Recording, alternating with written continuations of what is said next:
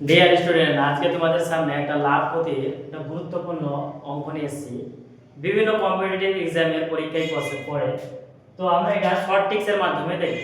তো অঙ্কটা দেখো, একটি দ্রব্য 20% লাভে বিক্রি করে, ক্রয় মূল্য 10% কম এবং বিক্রয় মূল্য 18 টাকা বেশি হলে 50% লাভ হবে।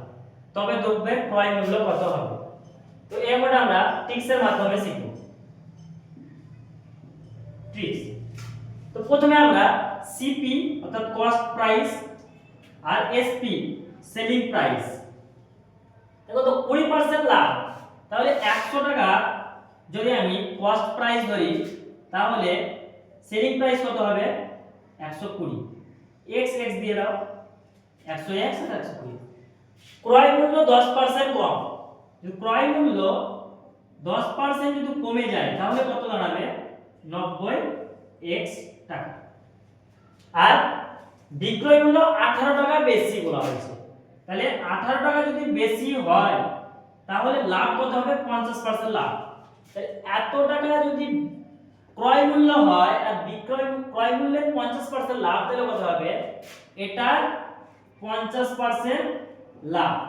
দেখো 100% মানে হচ্ছে 90x আর 50% মানে হচ্ছে 45x, তাহলে মোট কত?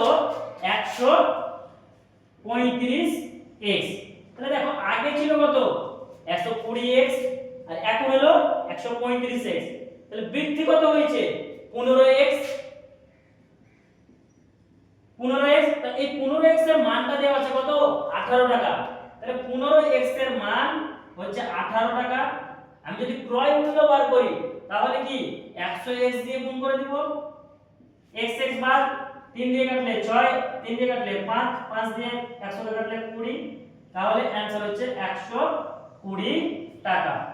ক্রয় মূল্য যদি বার করতে বলে তাহলে এটা, আর বিক্রয় মূল্য বার করতে বলে 120x এর মান বার করব। যদি নতুন যদি বলা হয় তাহলে 90x এর মান বার করব।